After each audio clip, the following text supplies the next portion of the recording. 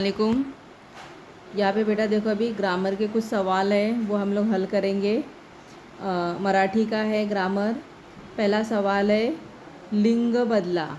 अभी लिंग बदला मतलब बेटा आपको अगर शब्द जो है वो स्त्रीलिंग दिया है तो उसका पुल्लिंग करना है, और अगर पुल्लिंग दिया है तो स्त्रीलिंग करना है। तो स्त्रीलिंग मतलब जैसे औरत जात होता है, पुल्लिंग मतलब जैसे आदमी जात होता है। ओके, तो इसमें पहला शब्द दिया है, उसका आंसर भी बेटा यहाँ पे दिया हुआ है। पहला शब्द दिया है आजी।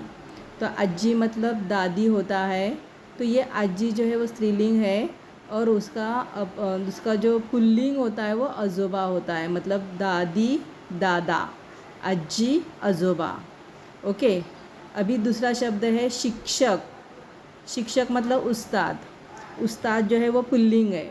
ओके, अभी उसका स्त्रीलिंग क्या होता है?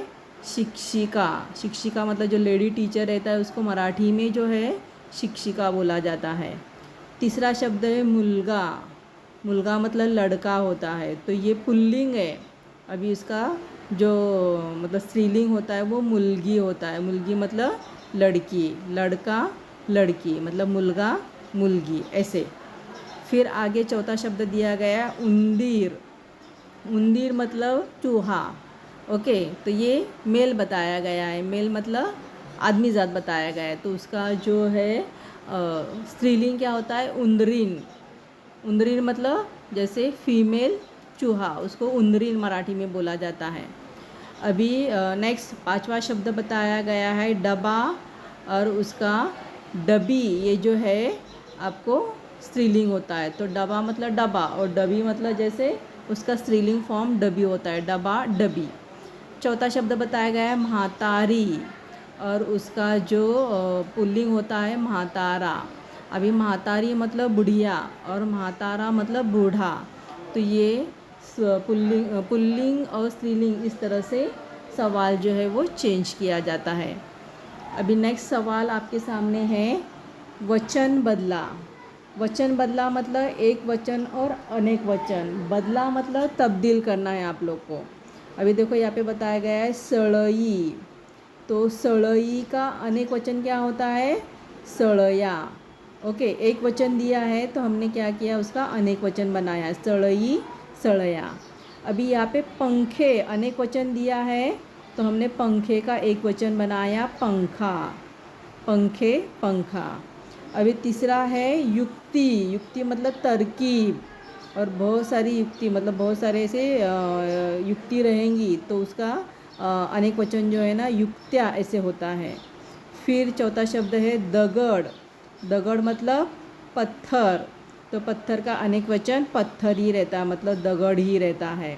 तो ये आपको वचन बदला, एक वचन में से अनेक वचन करना है या अनेक वचन में से एक वचन करना है। सळई, सळया, पंखे, पंखा, युक्ति, युक्त्या, दगड, दगड। अभी आगे का सवाल है, विरुद्धती शब्दाच्या जोड्या लावा। अभी यहाँ पे ऊपर जो शब्द दिए गए हैं उसको मैच करना है। विरुद्धती शब्द मतलब अपोजिट वर्ड। अपोजिट वर्ड को उसको फाइंड आउट करके आपको जोड़ी बनाना है। अभी खरीदी मतलब कुछ खरीदना, तो उसका अपोजिट वर्ड यहाँ पे लिखा है, देखो, विक्री। खरीदी करना मतलब खरीदी, और विक्री मतलब बेचना, तो ये दोनों की जोड़ी बनती है। तो इसके लिए यहाँ पे खरीदी, विक्री ऐसे लिखा हुआ है, यह जोड़ी बनाई हुई है। अभी दूसरा शब्द है राग। राग मतलब गुस्सा। प्रेम, प्रेम मतलब मोहब्बत या प्यार, तो ये दोनों के अपोजिट वर्ड बताया गया है। एक तरफ गुस्सा, एक तरफ प्यार है, तो राग और प्रेम ये दोनों का अपोजिट वर्ड यहाँ पे बनाया गया है। और अपोजिट वर्ड का जो निशान है बेटा वो इस तरह से होता है, तो वो लगाना ज़रूरी है। फिर प्रचंड। प्रचंड मतलब बहुत बड़ा ऐसे होता है, तो प्रचंड का अपोजिट वर्ड जो है वो क्या होता है? चिमुकले। जैसे यहाँ पे बताया गया है, देखो, प्रचंड और चिमुकले। प्रचंड मतलब बहुत बड़ा, चिमुकले मतलब बहुत छोटा, तो इसके लिए यहाँ पे जोड़ी बना के लिखिए, प्रचंड और चिमुकले। फिर नेक्स्ट बताया गया है बाहेर। बाहेर मतलब बाहर, तो बाहर का अपोजिट वर्ड होता है आत। आत मतलब अंदर, तो इसके लिए यहाँ पे दोनों अपोजिट वर्ड बना के बताए गए हैं, बाहेर और आत। तो इस तरह से बेटा ये अपोजिट वर्ड मतलब विरुद्धार्थी शब्द मराठी में बताया गया है। खरीदी, विक्री, राग प्रेम, प्रचंड चिमुकले बाहेर आत। तो इस तरह से विरुद्धार्थी शब्द की जोड़ियाँ आपको बनाना है। आगे का सवाल है समानार्थी शब्द। मतलब यहाँ पे समानार्थी शब्द मतलब हम जमात, हम मायने वाले शब्द जो है ना आपको लिखना है। तो पहला शब्द है ढग, दूसरा शब्द है चक्र, तीसरा शब्द है वैज्ञानिक और चौथा शब्द है गांव। अभी ढग, ढग मतलब जैसे बादल, हिंदी में उसको बादल बोला जाता है, तो मराठी में उसको मेघ बोला जाता है। क्या बोला जाता है? मेघ बोला जाता है। यहाँ पे मैं लिख नहीं पा रही हूँ, लेकिन समझ लो ढग का समानार्थी शब्द मेघ होता है। चक्र, चक्र मतलब चाक, मतलब जैसे चक्र रहता है ना, चक्कर मतलब चक्कर रहता है या दायरा रहता है या पहिया रहता है, तो उसको चक्र ऐसे बोला गया है। तो उसको मराठी में समानार्थी शब्द दूसरा है चाक। वैज्ञानिक, वैज्ञानिक मतलब शास्त्रज्ञ, वैज्ञानिक मतलब साइंसदान होता है, तो उसको मराठी में दूसरा शब्द शास्त्रज्ञ बोला जाता है। और गांव, गांव का मतलब गांव ही होता है, तो उसको मराठी में खेड़े ऐसे बोला जाता है। तो ढग का समानार्थी शब्द मेघ होता है, चक्र का चाक होता है, वैज्ञानिक का शास्त्रज्ञ होता है और गांव का खेड़े होता है। अगला सवाल देखो, अभी यहाँ पे पुढील वाक्यांचा काळ ओळखा। मराठी में सिर्फ आपको दिया हुआ जुमला जो है वर्तमान काल है, भूतकाल है या भविष्य काल है, इतना ही आपको पहचानना रहता है। तो ये अभी पहला सवाल है, त्याचे डोळे वाहत्या पाण्याकडे होते।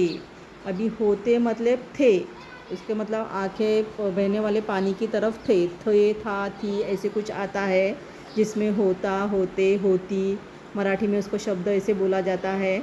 तो वो जो है ना भूतकाल दर्शाते। तो इसका मतलब पहला वाला जुमला जो है ना वो भूतकाल है, क्योंकि यहाँ पे आंसर भी बताया गया है। फिर दूसरा देखो, तुलास ती उडवून नेईल। नेईल मतलब लेके जाएंगी, तो नेईल, घेईल, ताकेल मतलब उरेल ऐसे रहता है ना, तो लो लास्ट में आता है। तो वो जो वाक्य है वो वाक्य जो है ना भविष्य का दर्शाता है। फिर नेक्स्ट आगे का सवाल पूछा गया है, न्यूटन मोठा वैज्ञानिक म्हणून नाव मिळवील। वैसे जैसे नेईल, मिळवील, खाईल, जाईल, पील ऐसे अगर जुमला आता है तो वो भविष्य का दर्शाता। तो यहाँ पे भविष्य का दिया हुआ है, तीसरा जुमला जो है वो भविष्य काल में है। नेक्स्ट देखो, शक्ति वाहत्या पाण्यात आहे। आहे मतलब वर्तमान काल दर्शाता है, तो इसके लिए यहाँ पे चौथा जुमले का आंसर ये लिखा है वर्तमान काल। तो इस तरह से बेटा ये ग्रामर आपको 8 मार्क्स के लिए क्वेश्चन पेपर में रहता है, उसको अच्छे से समझो और प्रैक्टिस